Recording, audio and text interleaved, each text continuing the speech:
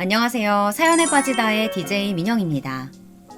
세상을 살다 보면 누군가에게는 간절히 바라는 것이 또 다른 누군가에게는 쉽게 버릴 수 있는 거인 그런 경우가 있는데요. 오늘의 사연자님도 너무나도 간절하게 바랬지만 결국에는 갖지 못한 것에 대한 이야기를 해주신다고 합니다. 오늘도 마지막까지 함께 해주시길 바라며 오늘의 사연 시작해 볼게요.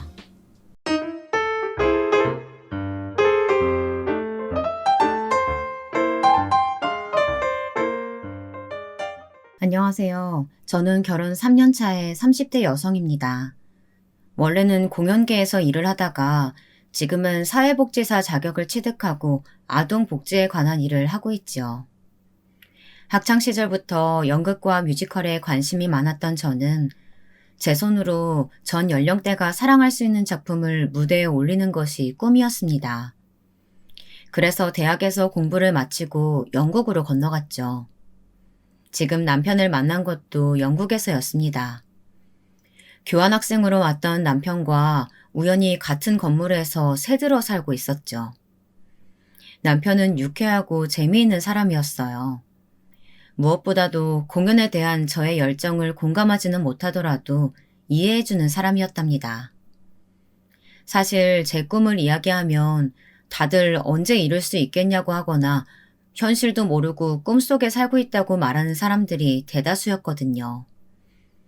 대학을 졸업하자마자 영국으로 간다고 했을 때 하나뿐인 언니는 제게 어릴 때와 다름없이 뇌 속이 꽃밭이라고 비난을 했어요. 하지만 남편은 제 이야기를 듣고 다른 반응을 보였습니다. 그런 꿈을 꾸고 그 꿈을 위해서 행동으로 옮길 수 있다니 진짜 존경스럽다. 의외로 세상에는 그런 사람 잘 없더라고. 무슨 존경까지. 유난이야, 그거. 저는 남편의 말에 얼굴에 열이 오르는 기분이었어요. 하지만 남편은 단호하게 고개를 저으면서 저를 존경한다고 다시 한번 말해주었죠. 누군가를 존경한다는 말이 이렇게나 아름다운 단어였나. 아마도 그 순간이 제가 남편에게 마음을 열게 된 순간이 아닐까 싶어요. 그렇게 만난 저희는 남편의 귀국과 동시에 인연이 끊어졌어요. 하지만 한국으로 돌아가 유명 컴퍼니에 입사한 뒤로 우연히 남편과 다시 만나게 되었죠. 호텔에서 일을 하고 있더라고요. 집안 사업의 일종이라는 말에 저는 깜짝 놀랐어요. 남편과는 영국이 끝이라고 생각했거든요. 다시 만난 저희는 친구에서 점차 연인으로 발전하게 되었답니다. 그렇게 2년의 시간이 흐르고 저희는 진지하게 결혼에 대한 이야기를 나누기 시작했어요. 서로에게 너무나도 잘 맞는 사람이라는 확신이 있었죠. 하지만 그런 저희에게 커다란 재앙이 떨어졌어요. 그날은 컴퍼니에서 새로운 극을 올리는 전날이었어요. 마지막 확인까지 마친 저는 늦은 시간 택시에서 내려 집으로 걸어가고 있었어요. 저 멀리서 차 한 대가 보였죠. 속도가 꽤 빠르더라고요. 거기다 차가 좌우로 심하게 흔들리는 것이 꼭 음주운전 같았어요. 저는 급하게 몸을 피했지만 차는 제가 피한 곳으로 미친 듯이 달려왔어요. 머릿속이 하얗게 변했죠. 어디론가 피하고 싶었지만 길이 없었어요. 차는 그대로 제게 돌진했고 그대로 의식을 잃어야만 했습니다. 정신이 들었던 것은 사고가 난 지 3일이나 지난 후였어요. 저를 그렇게 차로 친 사람은 그대로 도주해서 아직 잡지 못했다고 하더군요. 사고 소리에 뛰어나온 노부부 덕분에 저는 바로 병원으로 이송될 수 있었고 다행히 목숨은 건질 수 있었다고 했죠. 다리에 장애가 남지 않을까 걱정했는데 그래도 재활을 통해서면 등산만 아니면 걷는 것은 괜찮을 것이라고 말씀하셨어요. 하지만 문제는 다른 것에 있었어요.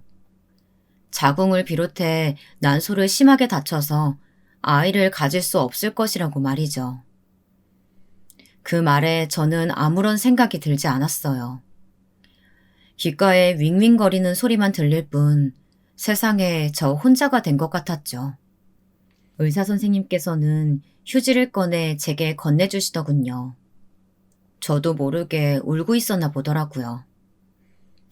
저는 아이들을 참 많이 좋아했어요. 그래서 나중에 결혼을 하게 되면 적어도 셋은 낳아 키우는 것이 로망이었죠. 남편과 결혼에 대한 이야기를 하면서 저는 가능하면 아이를 많이 낳고 싶다고 말했어요. 남편은 애들 키우려면 돈 많이 모아야겠다고 말할 정도였죠. 그런데 그런 제가 앞으로 아이를 가질 수 없다뇨. 저는 쉽게 진정이 되지 않았습니다. 제가 잘못 들은 것은 아닐까 싶은 그런 생각도 들었죠.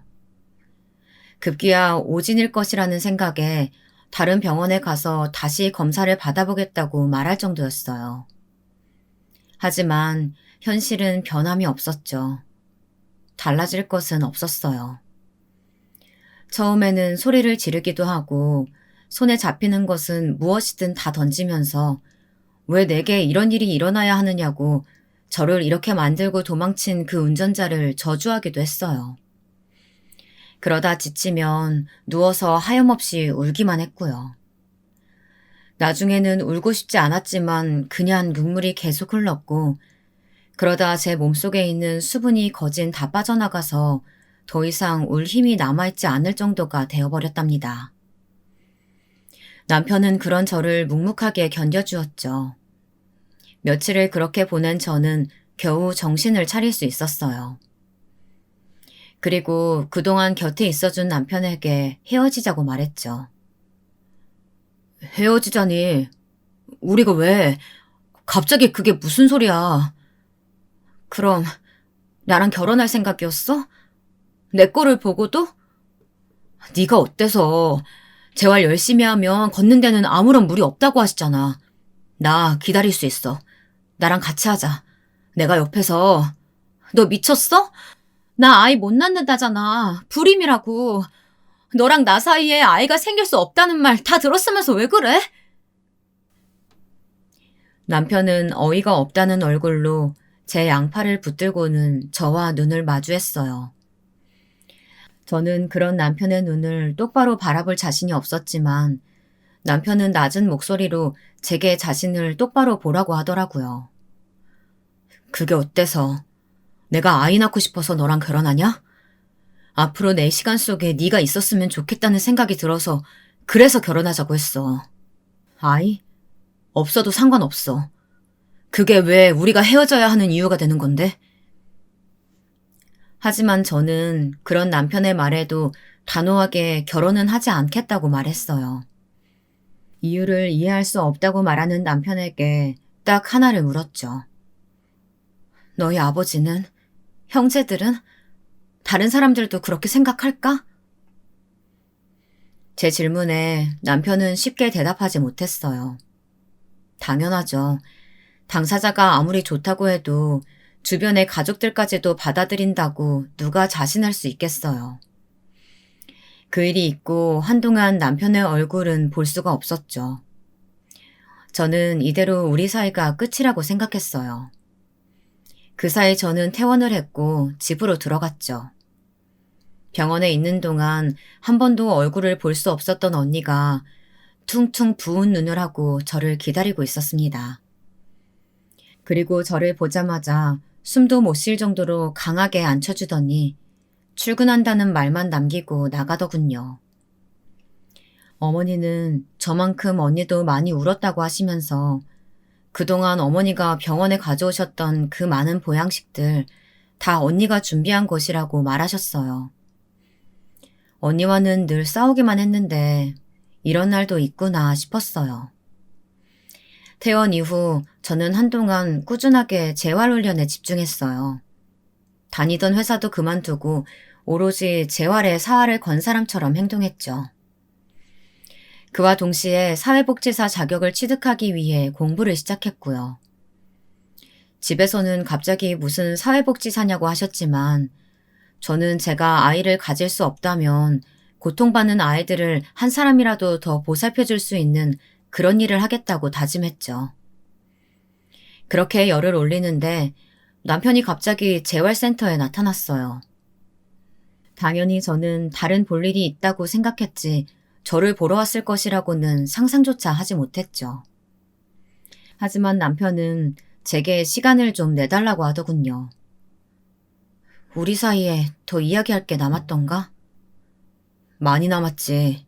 할 말. 널 만나고 싶어 하는 사람이 있어. 그러니까 시간 좀 내줘. 저는 누구기에 저를 만나고 싶어 하냐고 물었지만 남편은 시간을 내달라는 말 이외에는 아무것도 알려주지 않았어요. 저는 마지막이라고 생각하고 남편의 요구를 들어주겠다 했죠. 그날 저녁 저를 데리러 온 남편은 한 호텔의 레스토랑으로 저를 데리고 갔어요. 개인실이 마련되어 있을 정도로 유명한 곳이었죠. 저는 왜 이런 곳으로 저를 데려왔는지 이해할 수 없었지만 얌전히 휠체어에 앉아 있었죠. 곧 문이 열리고 저는 깜짝 놀라고 말았어요. 남편과 꼭 닮은 백발의 시아버님이 앉아 계시더라고요. 한눈에 알아볼 수 있겠더라고요. 정말 이렇게 닮을 수 있을까 싶을 정도였죠. 저는 어안이 벙벙했지만 아무런 말도 입 밖으로 나오질 않더라고요. 오느라 고생 많았다는 시아버님의 말에 겨우 정신을 차린 저는 더듬거리며 인사를 드렸습니다. 몸은 좀 어때?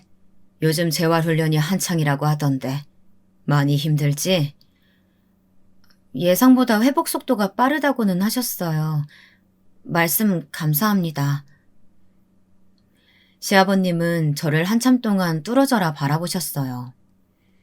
방에는 침묵이 흘렀죠. 저는 바늘방석에 앉아있다는 기분이 이런 것인가 싶을 정도로 불편하고 거북했지만 고개도 제대로 들지 못하고 가만히 말씀을 기다리고 있었어요. 불편한 침묵은 직원이 차를 내오고 나서야 흩어질 수 있었어요. 차를 한 모금 하신 시아버님께서 말씀을 시작하셨어요. 결혼을 하지 않겠다고 했다는 말 들었다. 사실이냐? 네, 어디까지 이야기를 했는지는 모르지만 저는 결혼할 마음이 없습니다. 내 아들이 마음에 들지 않더냐? 저 녀석이 모자라? 시아버님은 대뜸 제게 남편의 부족한 점이 무엇이냐고 물어보셨어요. 그런 말씀을 꺼내실 것이라고는 전혀 상상도 하지 못했던 터라 저는 그런 의미로 드린 말씀이 아니라고 답했죠. 그랬더니 이번에는 다른 남자가 생겼냐고 물어보시더라고요. 저는 기가 찬 상황이 딱 지금이라는 생각과 함께 그런 것과는 조금도 관계가 없다고 말씀드렸어요. 시아버님께서는 허둥거리는 제 모습을 보시고야 웃으시면서 말씀하셨죠. 그렇다면 결혼을 못할 이유가 하나도 없구나. 재활이야 하면 그만이고 저 녀석이 말한 이유라면 더더욱 말이 되질 않아. 네가 자식 낳으려고 우리 집 식구 되는 것도 아닌데 그런 걸 왜 신경 써? 하지만 이 사람 장남이잖아요. 그런데 자식을... 어떻게 나보다도 옛날 사람이야? 나는 장남이 대를 이어야 한다는 그런 고리타분한 생각으로 사는 사람 아니다. 그게 다 뭐라고. 너희 둘이 행복하게 잘 살면 그만이지. 그러니 아이 문제라면 두 번 다시 내 앞에서 이야기하지 말거라. 다정하지만 엄한 말투로 말씀하시는데 괜히 그 속에서 위로받은 기분이 들었어요. 남편은 제 손을 잡으면서 상견례 날짜부터 빨리 잡고 결혼 준비를 시작하자고 하더군요. 뭐가 그렇게 급한지 당장이라도 예식장을 잡을 기세더라고요. 그런 남편의 모습이 못마땅하신지 시아버님께서 바로 버럭 소리를 지르셨어요. 바보 같은 놈! 하나뿐인 결혼식이다. 아직 재활 끝나지도 않았는데 무슨 결혼식이야? 네 녀석은 머리를 장식으로 달고 다니냐? 아버지도 좋게 말씀하셔도 될 일을 왜 꼭 그렇게 역정을 내세요. 미안해. 내가 그냥 마음이 급해서 그랬어. 우리 천천히 너 재활 끝나면 그때 결혼식 올리자. 시아버님께서는 모자란 부분이 있더라도 그냥 예쁘다고 생각하고 잘 지내라고 말씀하시면서 다음에는 좀 더 편한 자리에서 만나자고 말씀하시고는 자리에서 일어나셨어요. 그날 이후 남편은 제가 재활훈련을 하는 날이면 어김없이 나타나서 함께 있어 주었죠. 그러다 해고라도 당하면 어떻게 하느냐고 물었지만 시아버님께서 다 용서해 주실 것이라고 말하며 장난스럽게 웃더라고요. 그렇게 몇 개월의 시간이 지났습니다. 다리에 조금씩 힘이 들어가기 시작하고 몇 걸음이지만 걷는 것도 가능해지면서 저는 더 악착같이 재활에 매달렸습니다. 그리고 1년이 조금 넘어가면서 저는 드디어 제 발로 걷는 것이 가능했죠. 물론 조금의 장애가 남기는 했지만 천천히 걸어가면 전혀 눈치를 챌 수 없을 정도였어요. 그 사이 상견례까지 마친 저희는 본격적으로 결혼 준비를 했답니다. 저와 남편은 결혼 후 시댁에 들어가서 살기로 했어요. 당연히 시아버님께서는 귀찮다고 반대를 하셨지만 저는 고집스럽게 무조건 모시고 살겠다고 주장했죠. 신혼인데 둘이서 지내면 될 일을 뭐하러 이 늙은이랑 산다고 고집이야. 나도 자식들 다 치우고 좀 편하게 살아보자. 아버님, 이 넓은 집에서 혼자 쓸쓸하지 않으시겠어요? 저랑 같이 바둑도 두고 마트도 다니면 좋잖아요. 좋기는 무슨 귀찮기만 하다니까. 왜 이렇게 고집을 부려? 시아버님께서는 제발 좀 나가 살라고 하셨지만 저는 무조건 시아버님과 살겠다고 버텼죠. 결국 시아버님께서는 마음대로 하라고 하시면서 포기하셨고요. 남편은 내심 나와 살기를 바라던 눈치였어요. 저한테도 이렇게 시아버님께서 반대하시는데 꼭 들어와 살아야겠냐고 말이죠. 혹시 맏며느리라는 자리 때문이냐고 묻는데 저는 단호하게 아니라고 말했어요. 정말 순수하게 아버님이 좋아서 그래. 그래서 아버님이랑 살고 싶어. 그런 이유로는 부족해? 아니, 고전적인 표현이기는 해도 며느리들은 시라는 글자 들어가는 것은 다 싫어한다고 하던데 자기는 같이 살겠다고 하니까. 그 사람들은 그 사람들이고 나는 나지. 나는 아버님이랑 같이 살 거야. 든든하게 내 편이 되어주실 텐데 내가 힘들 게 뭐가 있어. 남편은 확실히 자신의 편이 아닌 것 같다고 말하면서 웃더라고요. 그 말에 저 역시도 웃음이 터졌죠. 시아버님과 함께 산다는 것은 상상 이상으로 즐거웠어요. 사회복지사로 일을 시작한 저는 퇴근하면 남편이 돌아올 때까지 시아버님과 바둑을 두는 재미에 푹 빠져버렸어요. 처음에는 제가 바둑을 할 줄 안다는 말을 가볍게 생각하셨던 시아버님께서도 연달아 패배를 맛보시고는 아주 눈에 불을 켜고 바둑판을 노려보실 정도였어요. 시아버님께서는 공연 쪽에서 일했다는 사실을 남편에게 들었는지 호텔에서 주최하는 행사가 있으면 꼭 저를 데리고 가기도 하셨어요. 제게 있어서 결혼 생활은 정말이지 즐거운 순간들 뿐이었죠. 그리고 그 중심에는 저를 예뻐해주는 두 남자가 있었고요. 하지만 세상 일이 그렇듯 좋은 일만 있는 것은 아니었어요. 저의 소중한 순간들은 동서가 들어오면서 와장창 깨어지고 말았죠. 서방님이 결혼하고 싶은 여자가 있다고 말하면서 처음 집으로 데려올 때만 하더라도 저는 정말 잘해줄 자신이 있었어요. 서방님께서는 같은 회사 사람이라고 하면서 서로 통하는 점이 많다고 자랑을 엄청 하더라고요.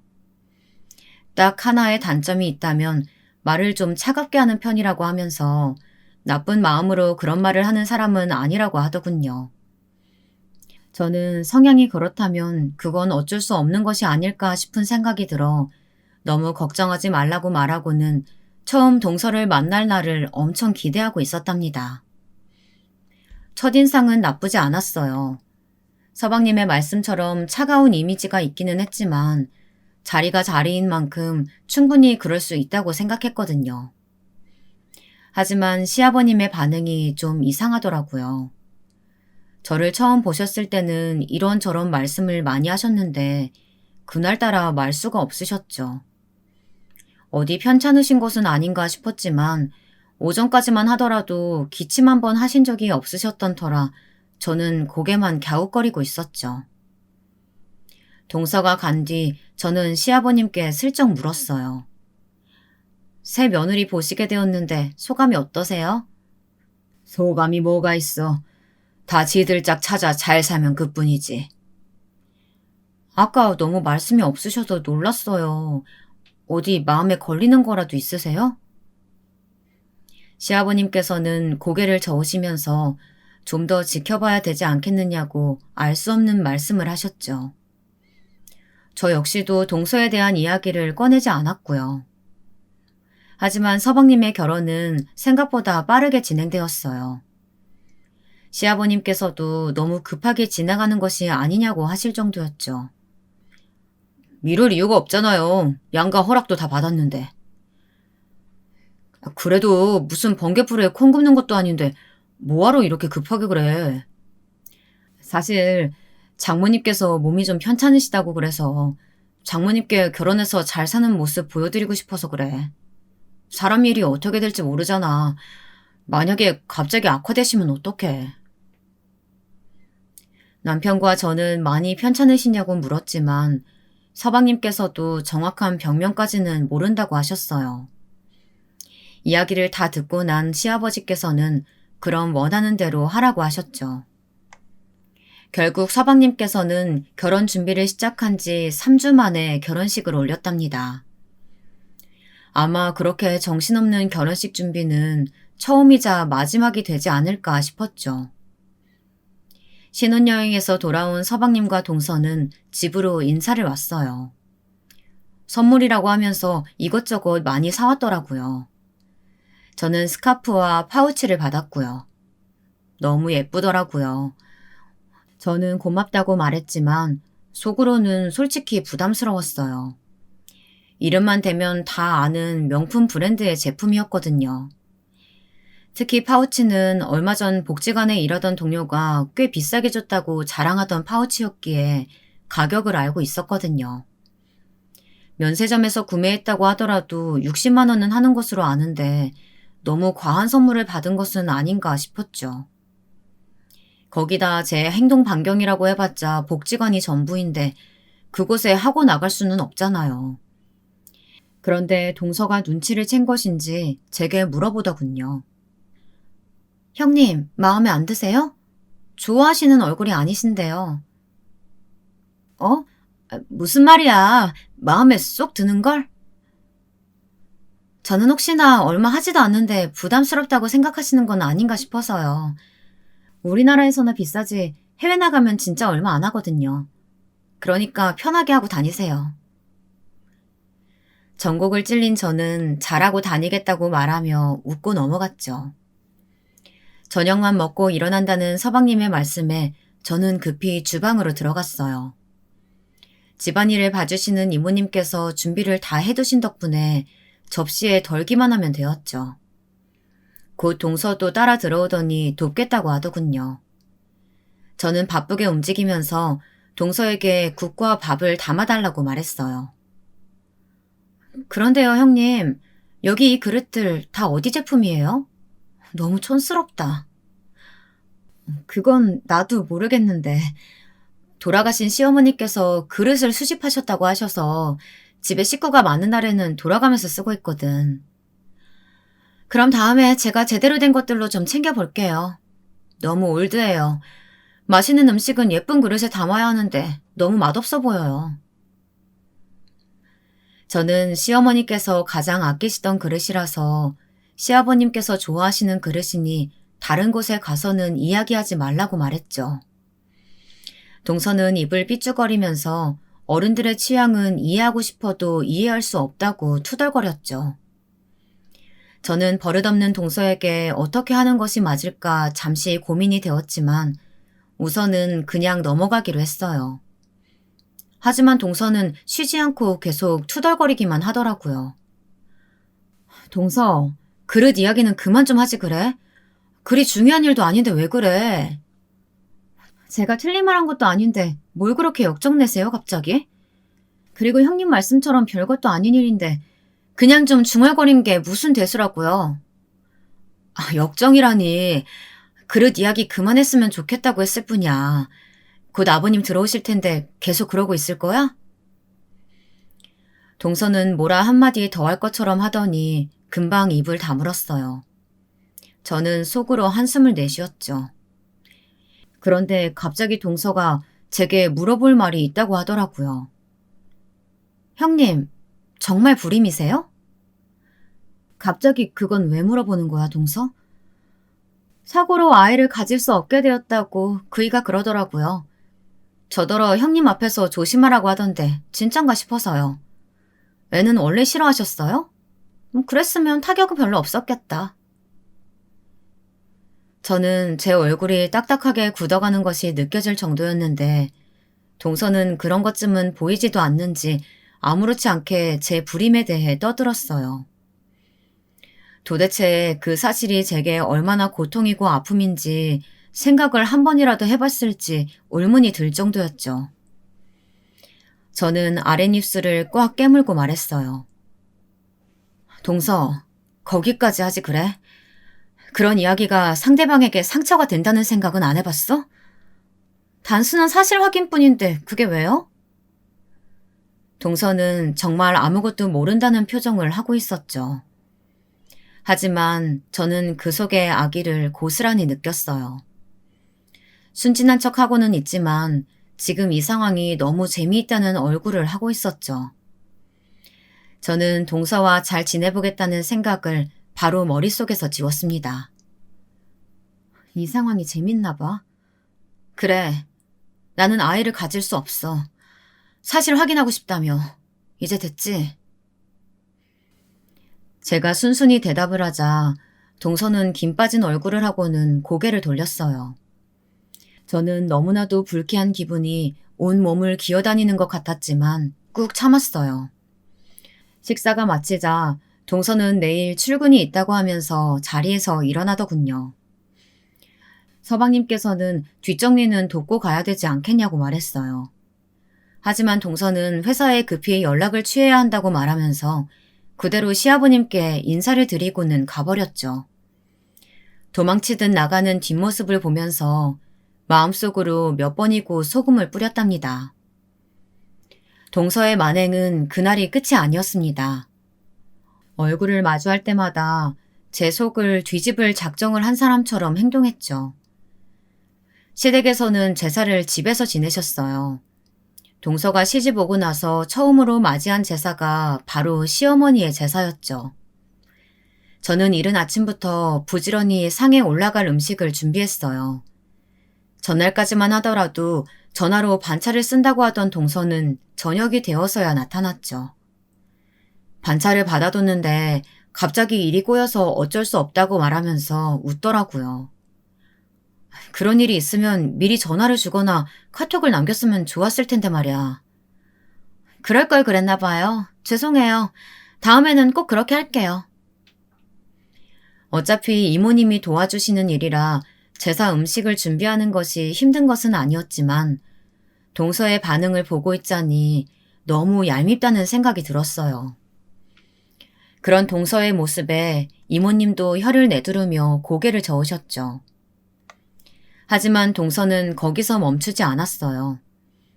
제사 음식을 왜 이렇게 많이 했냐고 물어보는 것을 시작으로 고기 산 적이 있는데 왜 다른 산적을 만들었느냐, 과일은 왜 저렇게 많이 샀느냐, 누가 먹는다고 이렇게 낭비인지 모르겠다는 말까지 정말이지 잠시도 입을 쉬지 않더군요. 저는 하나하나 대꾸할 필요성이 없다는 생각에 아예 깔끔하게 무시하고 있었죠. 하지만 동서의 마지막 말에는 저도 화가 머리끝까지 치밀어 오르더라고요.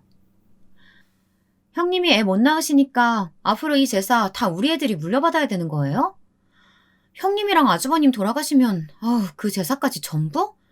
세상에, 우리 애들이 무슨 죄라고. 동서, 진짜 듣고 있으니까 아주 입에서 나오면 다 말인 줄 알아?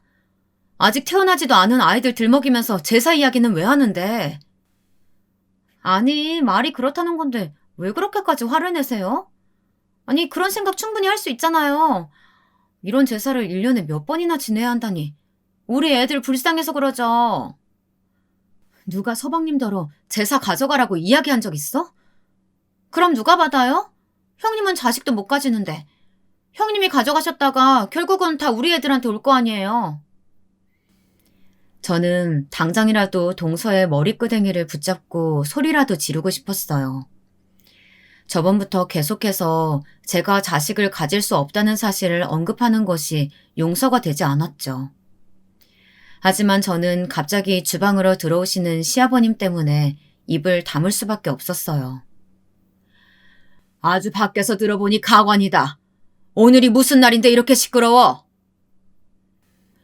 동서는 시아버님의 등장에 허둥거리며 고개를 숙였지만 시아버님의 시선은 동서에게로 고정되어 있었어요. 죄송합니다, 아버님. 준비는 다 끝났어요. 작은 애, 아주 입에서 내뱉는 말이 어이가 없구나. 윗사람한테 해도 될 말이 있고 아닌 말이 있지. 어디서 경우도 없이 아무 말이나. 내가 언제 너더러 제사 지내라고 했니? 아직 나 안 죽었다. 아버님, 그런 말이 아니라요.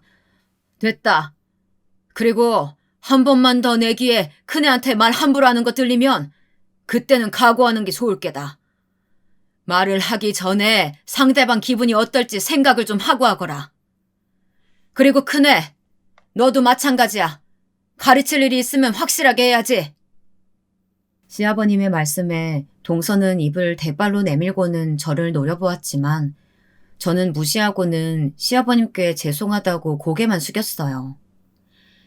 서방님과 남편 역시 밖에서 이야기를 다 듣고 있었는지 표정들이 심상치 않았어요. 특히 서방님은 목까지 붉게 물들어서는 동서에게 다가와 집에 가서 이야기 좀 하자고 하더군요. 저는 남편에게 괜찮다고 말하고는 상부터 차리라고 말했죠. 그날 서방님과 동서 사이에 무슨 말이 오갔는지 모르겠지만 한동안 동서는 시댁에 전화 한 번 하질 않더군요. 저는 오히려 속이 시원했어요. 하지만 일주일 정도 시간이 흘렀나. 주말도 아닌데 서방님께서 동서를 데리고 집에 왔더라고요. 저녁 시간도 훌쩍 넘긴 시간이라 무슨 일인가 싶었죠.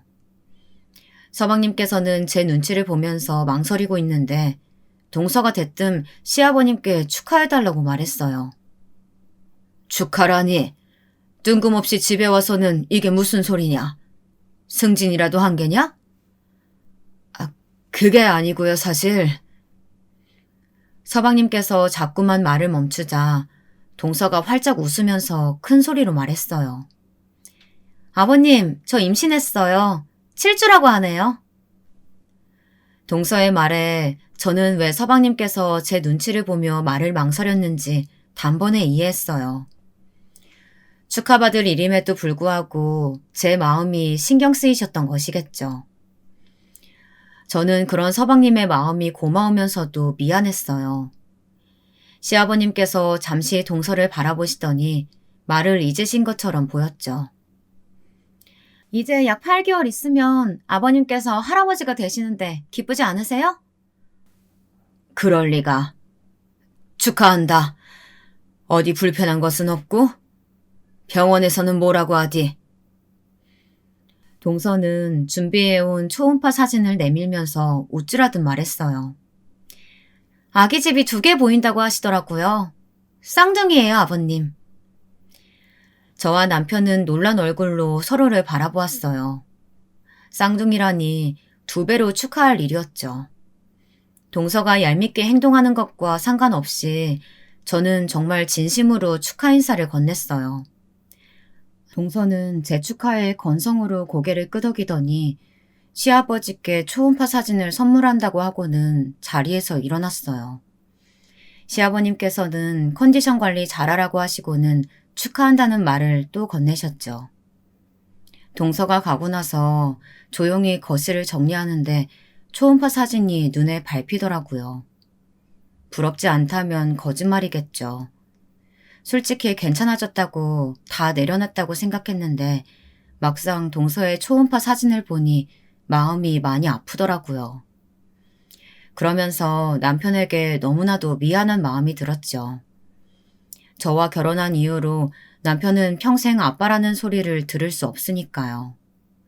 서방님께서 느끼시는 저런 벅찬 감동을 모르고 살아야겠죠. 그때였어요. 시아버님께서 저를 부르시더군요. 많이 신경 쓰이지? 짧은 말씀이셨지만 그 속에 담고 있는 의미를 너무 잘 아는 저는 차마 부정은 못하고 그냥 웃기만 했어요. 시아버님께서는 잠시 제 얼굴을 물끄러미 보시더니 제게 손을 내미셨죠. 그리고는 잠시 토닥거려 주시고는 제게 한 가지 물어볼 말이 있다고 하셨어요. 혹시나 해서 말이다. 아직 너랑 이야기한 적은 없다고 했다만 그래도 혹시나 해서 내가 이야기해 주려고. 그네야, 만약에 말이다. 너희 부부가 입양을 하고 싶다고 하면 나는 무조건 찬성이니까 걱정하지 말라는 말을 직접 하고 싶었다. 저는 깜짝 놀라 시아버지의 얼굴을 바라보았어요. 사실 작년에 지나가는 말로 입양에 관한 이야기를 꺼냈는데 남편이 그 사실을 시아버님께 직접 말했을 것이라고는 생각지 못했거든요. 저부터가 그렇게 이야기를 하고는 잊고 살았으니까요. 제가 아무 말도 못하고 가만히 있자 시아버님께서는 두 사람만 원한다면 입양하는 것도 좋을 것 같다고 하셨어요. 저는 금방이라도 눈물이 나올 것 같았지만 꾹 눌러 참고 의논해 보겠다고 말했죠. 밖에서 듣고 있었는지 남편이 웃으면서 입양에 대해 진지하게 생각해 보자고 말해 주었어요. 남편과 시아버님께 입양에 관한 이야기를 듣고 나니 엄마가 되고 싶다는 욕심이 하루가 다르게 자라더군요. 그래서 정식 기관에 가서 절차에 대해 상담을 받기 시작했죠. 입양 절차라는 것이 간단한 것은 아니잖아요. 쉽게 결정되어서도 안 되는 일이고요. 저희 부부는 좋은 결과가 있기를 바라며 성심을 다해서 서류를 준비했답니다. 그 사이 동서의 배는 하루가 다르게 굴러가고 있었죠. 애들이 언제까지 크려고 이러는 건지 숨쉬기 힘들어서 죽겠어요. 허리도 아프고. 짜증나. 진짜 언제까지 이러고 있어야 하는 건지 모르겠어요. 집에만 있으려니까 답답하고 그냥 빨리 좀 나왔으면 좋겠어요. 산딸이 다가오자 동서는 짜증이 늘었더군요. 동서란 사람도 한결같다고 생각을 하면서 출산 준비했다고 이것저것 사들인 것들을 구경하고 있었어요. 그런데 아무리 둘러봐도 아이 신발이 없더라고요. 예전에 언니에게서 들었던 말인데 태어날 아기에게 신발을 선물하면 튼튼하게 자란다는 말이 있다고 하더군요. 사실 쌍둥이에게 어떤 것을 선물하면 좋을까 고민이 많았는데 신발을 사주면 되겠다 싶었죠. 저는 남편과 함께 백화점에 방문해서 예쁜 신발을 골랐답니다. 아이 용품들이 다들 어찌나 귀엽고 사랑스러운지 선택하는데 한참 시간이 걸렸죠. 다음날 저는 한껏 들뜬 마음으로 신발을 들고 동선의 집으로 향하는데 서방님께 전화가 왔어요. 새벽에 진통이 시작되어서 병원에 왔다고 말이죠. 방금 수술을 마치고 아이들이 건강하게 태어났다고 말이에요. 저는 차를 돌려서 시아버님을 모시고 동서가 있는 병원으로 향했어요. 방금 태어난 아이인데도 불구하고 너무 사랑스럽고 귀여워서 정신없이 보고 있게 되더라고요. 어쩜 저렇게 예쁜 아이들이 있을 수 있나 싶을 정도였죠. 서방님께서는 싱글벙글 눈으로 꿀이라도 뚝뚝 떨어질 기세였어요. 동서는 어때요? 괜찮아요? 새벽에 진통이라니 많이 놀랐겠어요. 생각보다 모유가 잘 나오지 않아서 힘들어하는 것 빼고는 괜찮아 보여요. 지금은 아프다고 짜증이에요. 잘 챙겨줘. 얼마나 아프겠어. 귀찮다 생각 말고. 아이들 이름은 어떻게 하기로 했냐? 애들 엄마는 장명소에 이미 넣어놨다고 하는데 아직 모르겠어요. 시아버님께서는 동서에게 고생했다고 전해달라고 하시고는 제게 집으로 가자고 하셨어요. 저는 그래도 동서를 보고 가는 것이 어떻겠느냐고 말씀드렸지만 한참 아픈데 시댁 식구가 반갑게 보이겠냐고 말씀하시면서 나중에 조리원에서 나온 뒤에 봐도 된다고 하셨어요. 서방님도 같은 말씀을 하셨죠. 저는 동서에게 꼭 안부를 전해달라고 말하고는 시아버님과 함께 집으로 돌아왔죠. 동서가 조리원에서 나오고 나서도 한동안은 얼굴을 보러 갈 수가 없었어요. 집집마다 다르겠지만 371을 챙기는 사람도 있잖아요. 동서는 그런 것을 좀 챙기는 모양인지 371이 지나면 오라고 하더군요. 아이들이 너무 보고 싶었지만 서방님께서 보내주시는 사진을 보면서 꾹 참았죠. 371이 지나고 저는 미처 주지 못했던 신발 선물과 동서가 평소 좋아했던 음식을 싸들고 집을 찾았어요. 쌍둥이들을 돌보는 일이 만만치 않았는지 동서 얼굴이 많이 피곤해 보였죠. 진짜 밤에 쉬지도 않고 울기만 울어서 미치겠어요. 하나 울기 시작하면 다른 애도 울고 진짜 잠 좀 푹 잤으면 소원이 없겠어요. 그래도 낮에는 아버님께서 도우미 이모님들 보내주셔서 좀 살만하지 않아?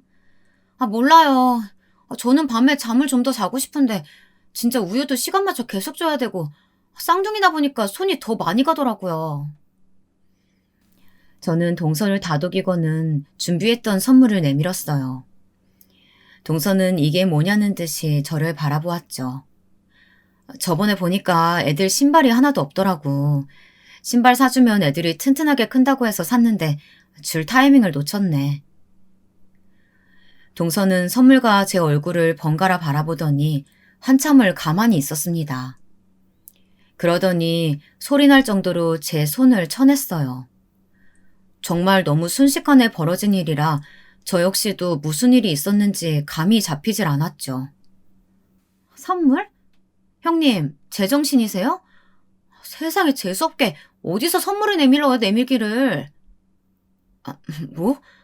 재수가 없어? 지금 동서 뭐라고 말했어? 애도 못 낳는 주제에 선물이라니. 그것도 신발을. 왜요? 우리 애들도 몸에 무슨 장애라도 생겼으면 좋겠다 싶으셨나 봐요? 동서, 무슨 말을 그렇게 해. 아이들 건강하라고 사준 신발인데 거기서 내 이야기는 왜 나오는데. 형님처럼 몸에 문제 있는 사람이 준 신발이 좋은 의미를 가지겠어요? 진짜 어떻게 아이들한테 선물을 사올 생각을 할 수가 있는 건지.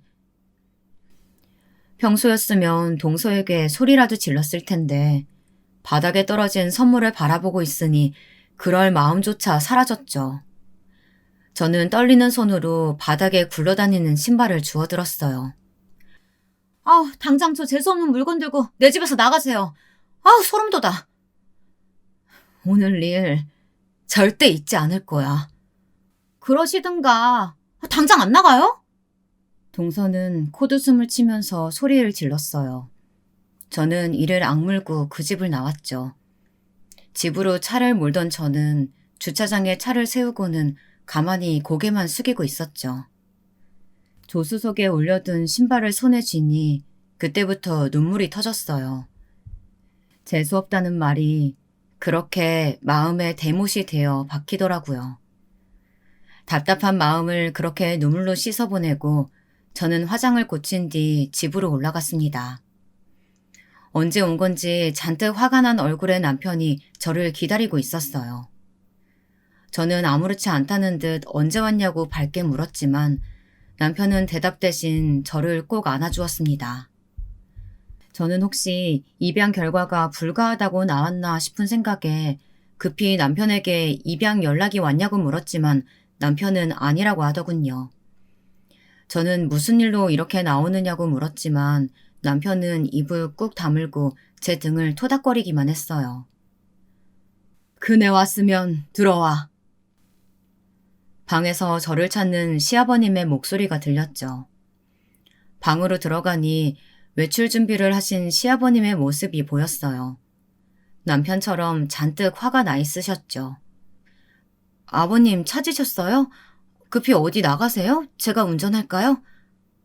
너 지금 어디 다녀오는 길이냐? 작은 애한테 다녀오는 길이냐? 저는 시아버님의 눈치를 보며 아이들을 보고 올 생각으로 다녀왔다고 말씀드렸죠. 시아버님께서는 저를 똑바로 바라보시더니 거기서 무슨 일이 있었느냐고 물어보셨어요. 저는 시아버님께서 왜 이런 질문을 하는지 머리를 굴려보았지만 알 수가 없었죠. 시아버님께서는 제게 있었던 일을 사실대로 말하라고 역정을 내셨어요. 아버님, 갑자기 무슨 말씀이세요? 거기서 일은 무슨... 내가 들은 말이 있다. 당장 솔직하게 말 못해? 저는 그제야 아이 방에 있었던 이모님들의 존재를 떠올릴 수 있었어요. 시댁에서 꽤 오랫동안 일하셨던 분과 연락이 닿아서 잠시 아이를 맡아주기로 했다고 말씀해 주신 것이 기억났죠. 저는 숨길 수 있는 상황이 아니라는 판단이 들어 동서와 있었던 일을 솔직하게 말씀드렸어요. 두 눈을 감고 가만히 듣고만 있던 시아버지께서는 당장 동선의 집으로 가자고 하셨어요.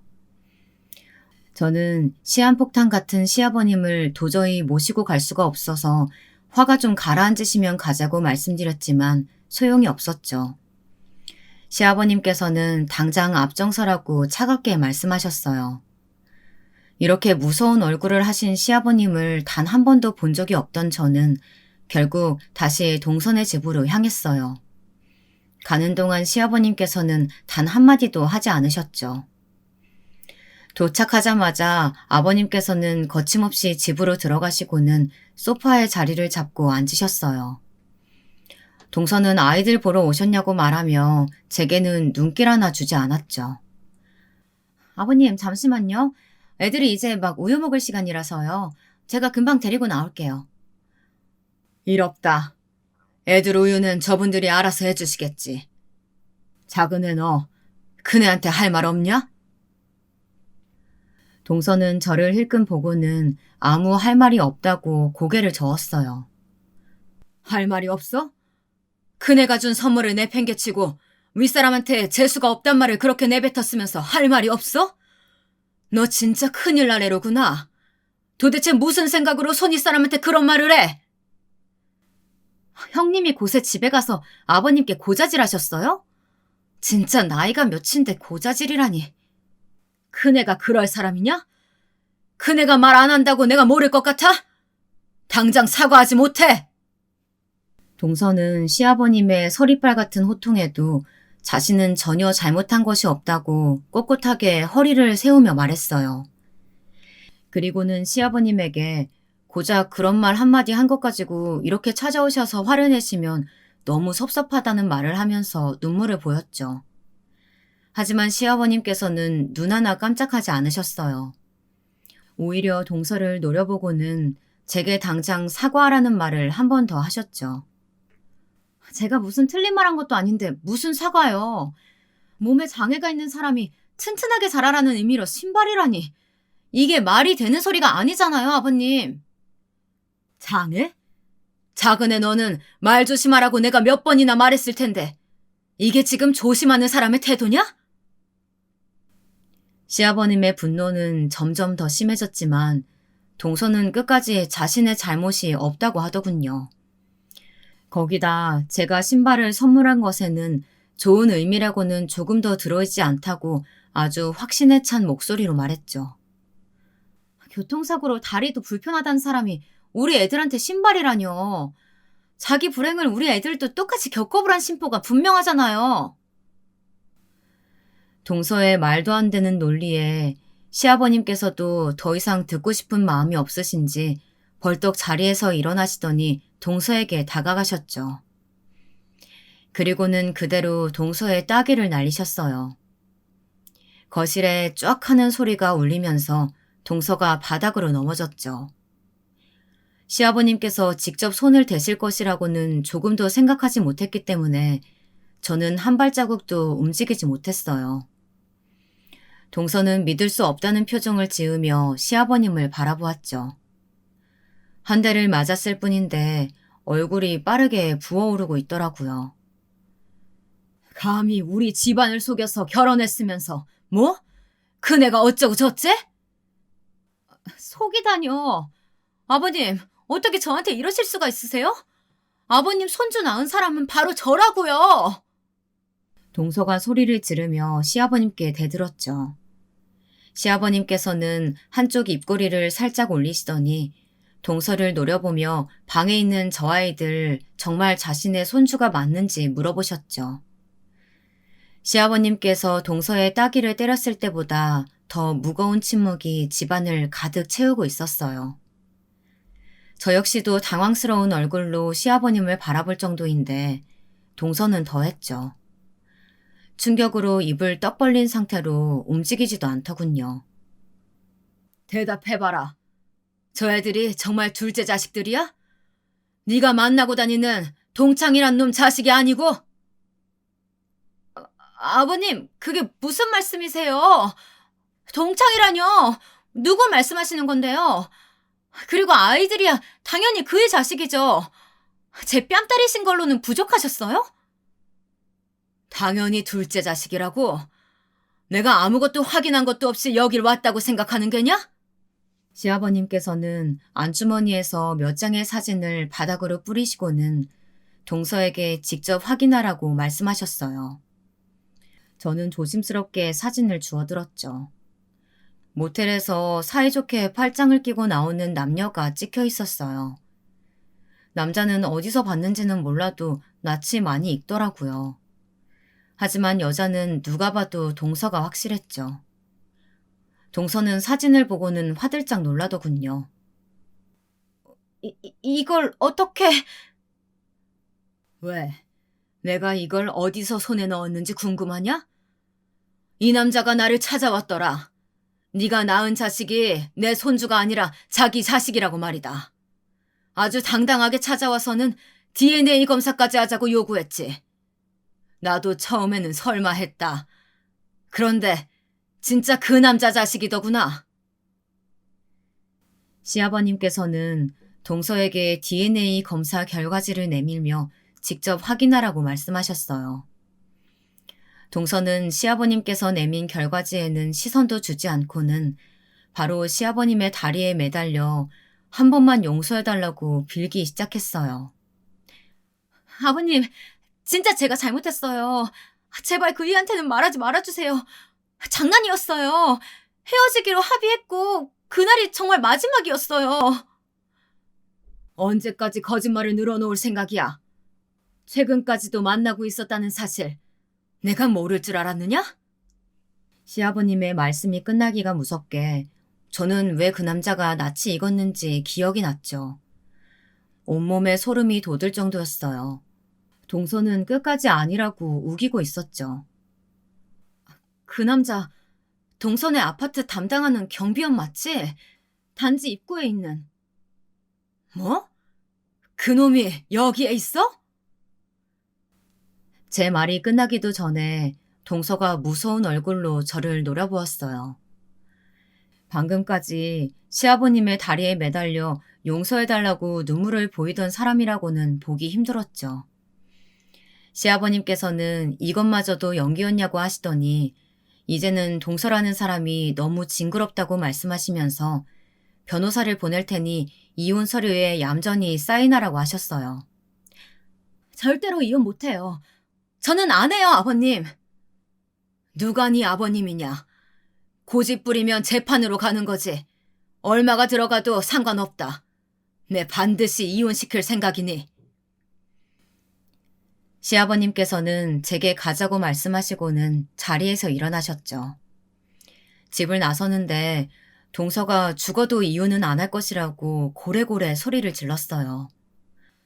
어디서 소리를 질러? 조용히 해. 뻔뻔한 줄은 알았지만 이 정도일 줄은 정말 꿈에도 몰랐네. 내 입이 더러워질까봐 더 이상 길게 말하고 싶지도 않아.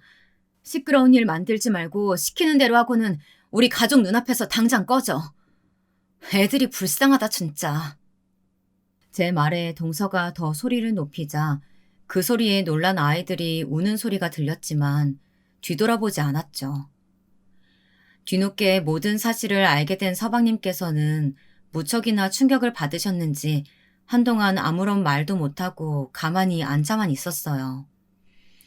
자신의 아이가 아니란 사실을 받아들이는 것을 힘겨워하셨죠. 동서는 끝까지 이혼하지 않겠다고 버텼어요. 집으로 몇 번이나 찾아와서는 용서해달라고 몇 번이나 빌었죠. 하지만 시아버님께서도 서방님도 끝까지 이혼을 하겠다는 입장이셨답니다. 결국 서방님 부부의 이혼은 재판으로까지 번졌고 그 재판에서 판사는 서방님의 손을 들어주었죠. 거기다 동서의 내연남은 동서가 자신을 속이고 아이를 낳았으며 그 아이를 다른 사람의 자식인 양 둔갑시키려고 했다고 동서에게 소송까지 걸었다고 하더군요. 결국 동서는 위자료는커녕 아이들을 데리고 쫓겨나듯 집에서 나가야만 했죠. 그 일이 있은 이후 시댁의 공기는 엄청 무거웠어요. 서방님이나 시아버님의 웃는 모습을 보는 것이 힘들 정도였죠. 동네에서도 저희 집을 두고 말이 많더군요. 온갖 루머들이 판을 치고 있었죠. 그런 와중에 정말 너무 반가운 소식이 찾아왔어요. 저희 부부가 입양 절차에 따라 아이들을 입양할 수 있다는 연락을 받은 것이죠. 남편은 입양 처음부터 무조건 딸이어야 한다고 말했어요. 첫째는 무조건 딸이어야 한다고 말이죠. 실제로 저희가 입양하기로 한 아이는 남편의 바람대로 아주 귀여운 여자아이였어요. 동글동글한 얼굴에 눈이 얼마나 큰지 금방이라도 쏟아내릴 것 같았죠. 아이를 보고 있다 보니 눈에 넣어도 아프지 않다는 말이 왜 나왔는지 알겠더라고요. 집으로 온 첫날부터 시아버님께서는 아이에게서 눈을 떼지 못하시더라고요. 남편도 마찬가지였고요. 버릇 잘못 둔다고 그렇게 말해도 퇴근하고 들어오면 아이를 바닥에 내려놓지를 못하더라고요. 시아버님께서는 유난이라고 하시면서도 아이가 낮잠을 자고 있으면 그 머리맡을 지키고 앉으셔서는 한참을 바라보고 계셨죠. 우리는 아이의 이름을 하늘이라고 지었어요. 하늘처럼 넓은 마음을 가질 수 있길 바라면서 말이죠. 가슴으로 낳은 우리 하늘이가 건강하게 자라서 본인이 하고 싶은 일을 하면서 살 수 있을 미래가 오길 바라며 제 이야기를 마치겠습니다. 지금까지 제 이야기 들어주셔서 정말 감사드립니다.